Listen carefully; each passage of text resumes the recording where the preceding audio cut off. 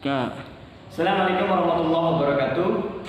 Jumpa lagi dalam pelajaran bahasa Indonesia di pekan ataupun di pertemuan keempat. Mudah-mudahan kita semua dalam keadaan sehat walafiat dan tetap semangat dalam belajar walaupun situasi dan kondisi saat ini masih sama di bulan-bulan sebelumnya. Namun tidak mengalahkan kita untuk semangat belajar.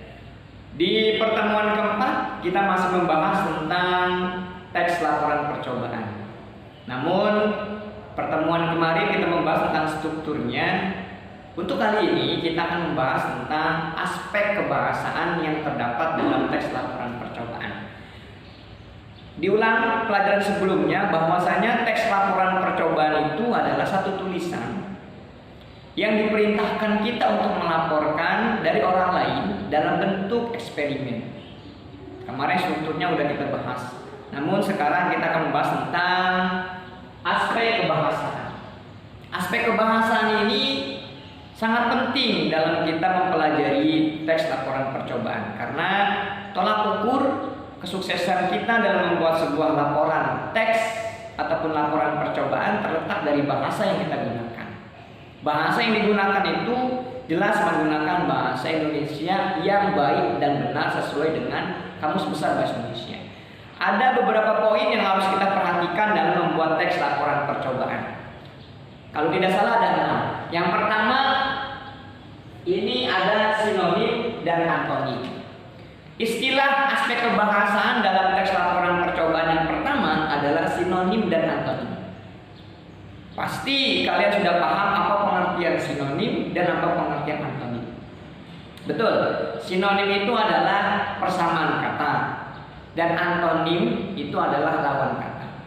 Kita boleh menggunakan istilah ini di dalam membuat teks laporan percobaan.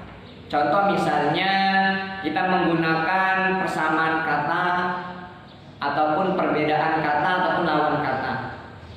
Tinggi, pendek, ya kan, itu adalah antonim. Cantik, jelek, baik, tidak baik, itu adalah satu istilah di dalam yang boleh kita gunakan. Namun kita tetap menggunakan bahasa yang sesuai dengan Kamus Besar Bahasa Indonesia. Lalu istilah yang selanjutnya adalah kata bilangan. Apa yang dimaksud dengan kata bilangan? Kata bilangan itu adalah kalimat yang di dalamnya mengacu pada angka. Contoh misalnya kue itu dibagi menjadi 10 bagian. Nah, kata 10 itu merupakan kata bilangan.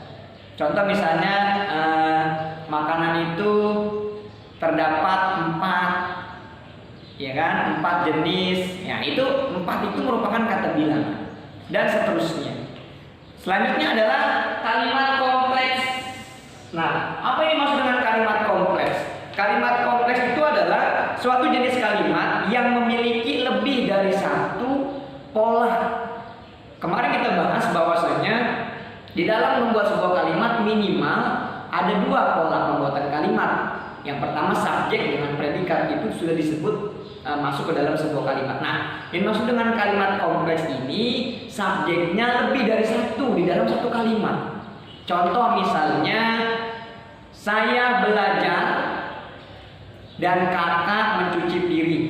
Nah, saya dengan kakak itu kedudukannya sama sebagai subjek. Belajar itu predikat. Mencuci itu juga predikat. Jadi yang dimaksud dengan kalimat kompleks itu adalah di dalam satu kalimat terdapat lebih dari satu, baik itu subjeknya, baik itu predikatnya, baik itu objeknya. Nah, itu disebut dengan kalimat kompleks. Yang selanjutnya adalah konjungsi. Yang keempat, konjungsi. Apa yang dimaksud dengan konjungsi?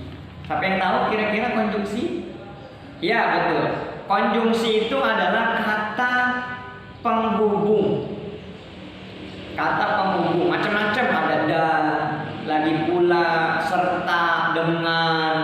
Pokoknya yang dimaksud dengan kata penghubung itu adalah kata yang menghubungkan sesuatu di dalam sebuah kalimat. Aku dan dia. Ada kata penghubungnya apa? Dan, betul. Aku dan dia berbeda. Nah, itu kan ada kata dan, menghubungkan suatu dengan yang lainnya. Yang selanjutnya adalah kata rujukan.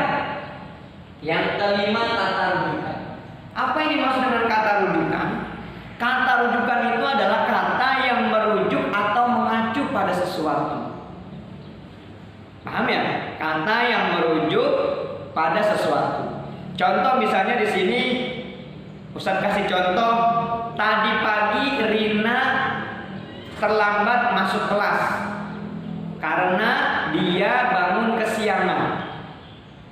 Mana kata rujukannya? Nah, kata rujukannya ada dia, Rina.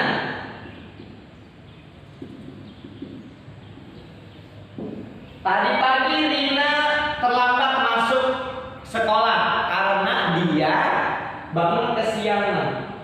Seharusnya tadi pagi Rina terlambat masuk sekolah karena Rina bangun kesiangan. Kata Rina ini bisa diganti dengan kata dia. Jadi dia ini merujuk kepada Rina. Paham ya? Yang terakhir adalah istilah teknis. Apa sih maksudnya dengan istilah teknis? Yaitu kata yang mengacu pada istilah-istilah tertentu. Di dalam ilmu biologi ada istilahnya. Terus di dalam transportasi ada juga istilahnya dan lain sebagainya. Contoh misalnya Ustadz menggunakan transportasi, berarti istilah yang biasa kita gunakan dalam transportasi.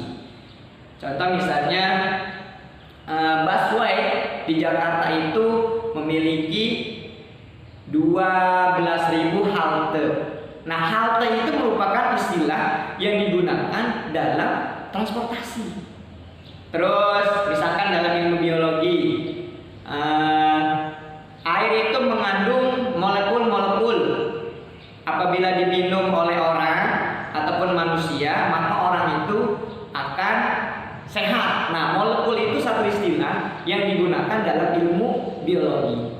Jadi istilah biologi tertentu, istilah yang lainnya juga tertentu. Tidak bisa misalnya kita menggunakan transportasi tapi istilahnya di biologi. Contoh misalnya busway itu memiliki molekul-molekul. Nah, itu nggak nyambung. Maka masing-masing objek maka punya istilah tertentu. Demikian pembahasan kita kali ini, mudah-mudahan bermanfaat. Poin-poin pentingnya bisa kalian catat. Kurang lebihnya mohon maaf. Assalamualaikum warahmatullahi wabarakatuh.